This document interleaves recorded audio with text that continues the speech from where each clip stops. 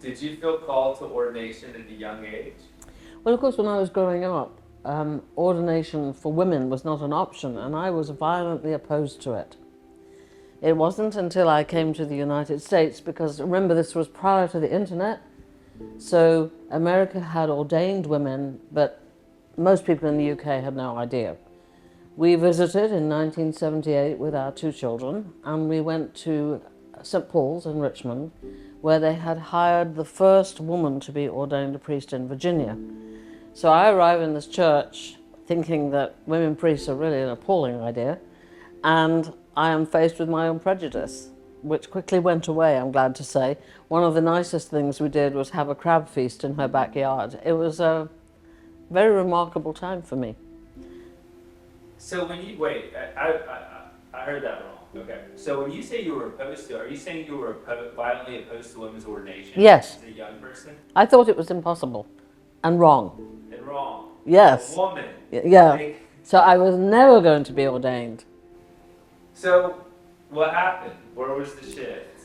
Well, actually what happened was that we emigrated to the United States in 1981, and I became a lay Eucharistic minister, which seemed okay, you know. And I was also lay chaplain at my school, and they kept saying to me, why are you not ordained? And I said, well, my husband's a priest too, and you can't have 2 priests in one family. And I carried along that line for a long, long time, but then when I was 40, I had an unexpected baby, and I thought if I can get through that, I can do anything. So after Thomas was born, which was a great joy, when he was about 2 years old, I went to seminary. We're celebrating 50 years of Yes. women's ordination to the priesthood of the Episcopal Church. What is that? What is the significance of that to you? Well, I think obviously it changed my life totally. I mean, I became able to do something that was very precious to me and which I have valued ever since. It's a huge privilege.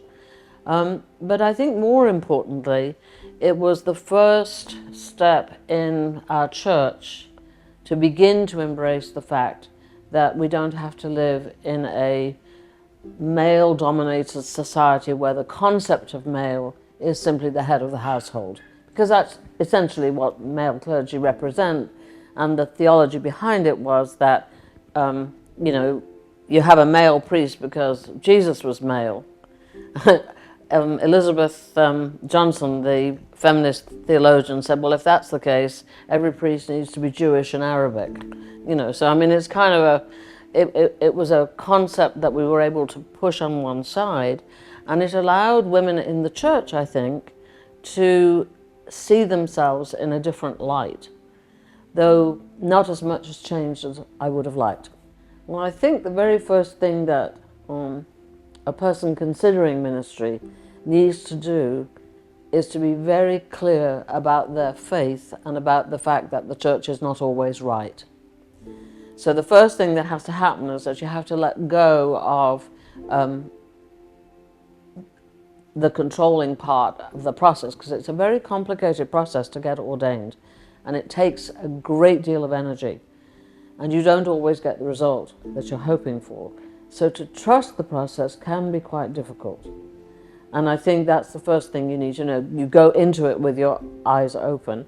Having said that, I think that if you are able to go ahead as a result of that process, you're going to be given probably one of the most privileged forms of life that I can imagine, because you have access to people at moments of joy and moments of great suffering, and you are invited to give voice to that on Sundays and to help people in their worship of God.